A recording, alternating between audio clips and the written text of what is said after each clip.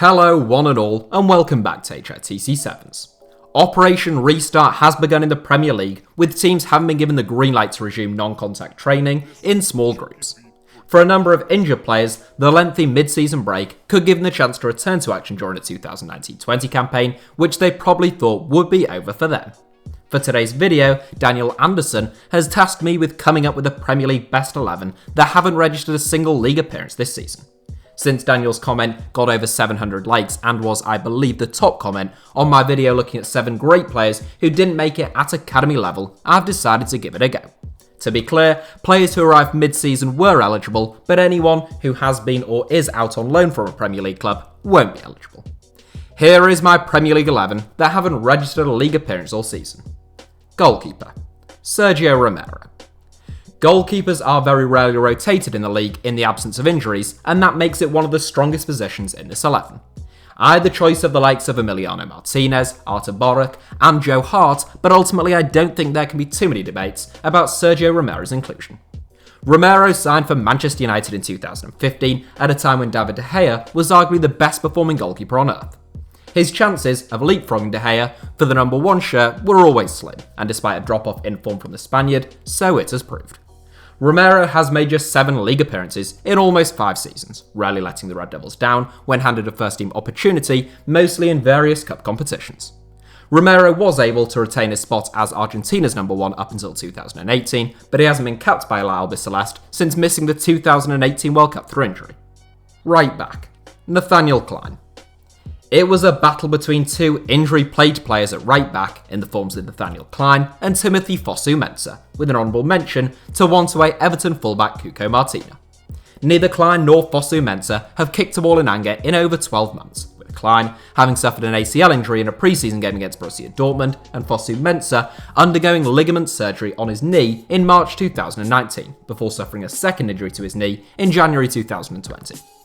Both are devastating setbacks to 2 full internationals, and whilst Klein is out of contract this summer and will be looking for someone to take a chance on him, Manchester United exercised a 1-year extension to Timothy Fosu-Mensah's contract, keeping him at Old Trafford until 2021 at least.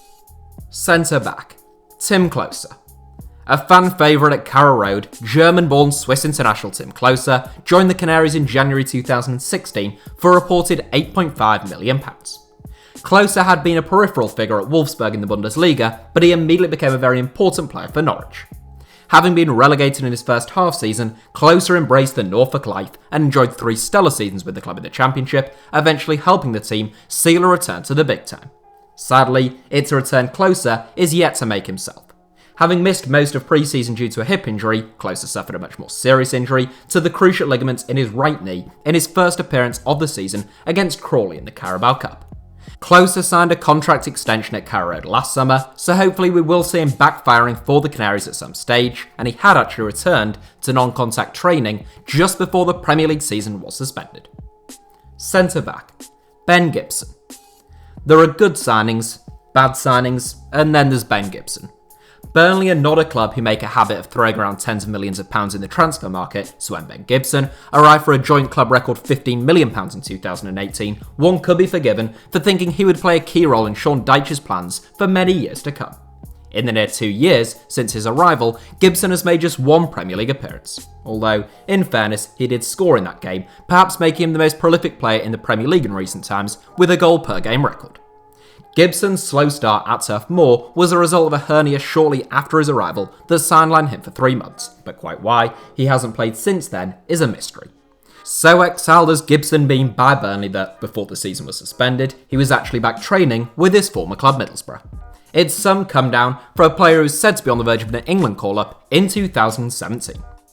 Left back, Lloyd Kelly. It is over a year since Lloyd Kelly agreed terms on a £13 million move from Bristol City to Bournemouth, yet the England under-21 international is still yet to make his league debut. Equally capable at centre-back or left-back, the talented 20-year-old has had a nightmare debut campaign at Dean Court. A string of injuries to his ankle, thigh and hamstring have limited him to just a solitary appearance in the Carabao Cup. Kelly has stated that he is now fit and raring to go if, and more likely when, the Premier League season returns, so he is one of the players in this 11 that may well still make a Premier League appearance this season. Honourable mentions at left back go to Southampton youth graduate Sam McQueen and Sheffield United's January signing Jack Robinson. Defensive midfield. Daniel Amati. Daniel Amati is a really versatile player who technically could have made this 11 as a right back, centre back, defensive midfield, or central midfield. One way or another, the important thing is that he was always going to be included. Amati joined Leicester midway through the 2015-16 season, making 5 appearances as the Foxes won the Premier League title. The Ghanaian international, who is now aged 25, has made 64 appearances at the King Power Stadium in total, but not a single one this season. Amati has been largely exiled by Leicester since suffering an ankle injury in October 2018. That's the best part of 2 years ago now though, and with Brendan Rodgers seemingly unconvinced by Amati, it's little surprise that his agent says he's seeking a move elsewhere in the summer. Defensive midfield. Jack Rodwell. A man who is somehow less popular in Sunderland than Adam Johnson, Jack Rodwell, managed to claw back some credibility to his career last season at Blackburn Rovers. Once a £15 million signing for Man City and an England international, Jack Rodwell's career fell apart during a 4-year stay at Sunderland, which ended with the termination of his contract. Last season, the 29-year-old got 22 games at Blackburn under his belt, often as a centre-back, but he decided to leave the club last summer. Following an extended period on trial at Roma, no contract was forthcoming, and Rodwell began training with Sheffield United in December. The following month, the Blades offered Rodwell a short-term deal at Bramall Lane, but the former Everton man is yet to make his debut under Chris Wilder. Central midfield. Ruben Loftus-Cheek. Undoubtedly one of the stars of this team, Ruben Loftus-Cheek is an exceptional footballer who one hopes will recover from his latest setback. Loftus-Cheek has had injuries in the past, but none as serious as the one he suffered almost exactly a year ago. It was during a charity match against New England Revolution that Loftus-Cheek suffered an Achilles tendon rupture, one of the most severe injuries a footballer can be struck down with in the modern game. The Englishman hasn't played since, although he was back in training before the Premier League season was suspended. Loftus-Cheek has all the tools to become one of the most effective midfield players in Europe, given his sensational athleticism and technique, but he is no longer a prospect. At 24, we need to be seeing Loftus-Cheek getting something like regular first-team football once he returns to action if he is to realise all that potential. Right wing. David Brooks. Of all the injuries this season, I think the one to David Brooks has perhaps been the most difficult to watch as a neutral. The Warrington-born Wales international joined Bournemouth in 2018, looking like he had walked straight out of Year 9 PE class into the Cherries dressing room, but he soon proved that he had every right to be out on the pitch in the Premier League. Brooks scored and created at a really impressive rate in his first season in the top flight, and I really believe he would have kicked on and impressed even further this season. The 22-year-old suffered an ankle injury in a pre-season game though, which required 2 operations, and he only returned to training literally 2 days before the Premier League season was suspended and Bournemouth's training ground shut down, which has to be frustrating. Left wing. Leroy Sane. The best player in this 11, and as much as I like David Brooks and Ruben Loftus-Cheek by some distance too, Leroy Sane is a really special player.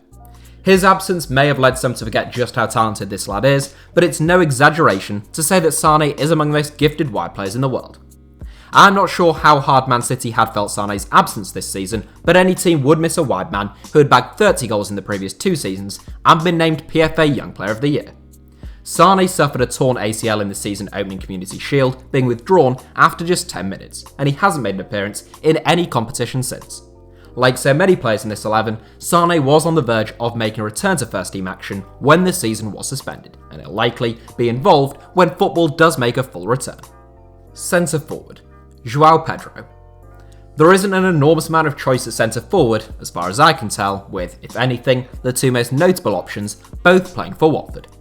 The not so aptly named Isaac Success is one option, not having had much success at all at Vicarage Road, but I think a better choice is January arrival João Pedro. Signed by Watford from Fluminense very much as one for the future, Pedro set the Hornets back a reported £3.6 million, having already scored 10 goals from 37 appearances in Brazil at the age of 18. The youngster has played twice in the FA Cup, but he is yet to make his Premier League debut. So that's it for my best 11 that haven't played a Premier League game this season. Meanwhile, honourable mentions go to the likes of Emiliano Martinez, Artur Boruc, Gavin Kilkenny, Cameron Archer, Jose Izquierdo, Joe Hart, Cuco Martina, Henri Saivet, Jack Robinson, Sam McQueen, Timothy Fosu-Mensah, and Isaac Success. Let me know in the comments if you think I've dropped a ball and missed anyone obvious. Give us a like if you enjoyed the video. Thank you as always for watching, and don't forget to subscribe to HITC Sevens.